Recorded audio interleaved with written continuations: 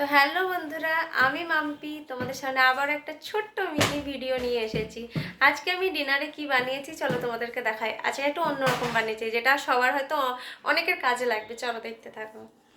তো আজকে আমি বানিয়েছি, এদিকে বেগুন ভাজা করেছি, বেগুনটা ভেজে নিয়েছি, সাথে আমি টমেটো ভেজে নিয়েছি, আর এদিকে কাঁচা লঙ্কা আর রসুন ভেজেছি, আর এদিকে আমি একটু আলু সেদ্ধ করে নিচ্ছি, পেঁয়াজ এটা মিক্সড করে আমি আর কি মাখিয়ে নেব। তো আমার ফ্যামিলিতে শুধু বেগুনটা খেতে পারে না, সেই জন্য আমাকে আলু সেদ্ধটা মিক্সড করতে হয়। তোমরা যদি চাও শুধু এটা চটকাতে পারো, খুব ভালো লাগবে। কেন কি প্রত্যেক বারে তো হয়তো আমরা পোড়া খেতে পারি না, আর এখন শীতকালে তো সবারই খুব ভালো লাগে না বেগুন পোড়া বা ভাজাটা খেতে। এইরকমভাবে বানিয়ে খেয়েও ভালো লাগবে। চলো দেখতে থাকো। তো দেখো আমার রেডি হয়ে গেছে। আমি আবারও তোমাদেরকে বলে দিচ্ছি, আমি বেগুন ভেজেছি, টমেটো ভেজেছি, কাঁচা লঙ্কা রসুন ভেজেছি, সাথে আলু সেদ্ধ করেছি, পেঁয়াজ কুচি এটাকে মেখে নিয়েছি। কারণ প্রত্যেক দিন আমরা হয়তো পোড়াটা খেতে পারি না, সেই জন্য এইভাবে খেয়ে দেখো, খুবই ভালো লাগবে। চলো আজকের মতন টাটা। ভিডিওটা ভালো লাগলে লাইক করো, কমেন্ট করো, আর চ্যানেলটা সাবস্ক্রাইব করে দাও।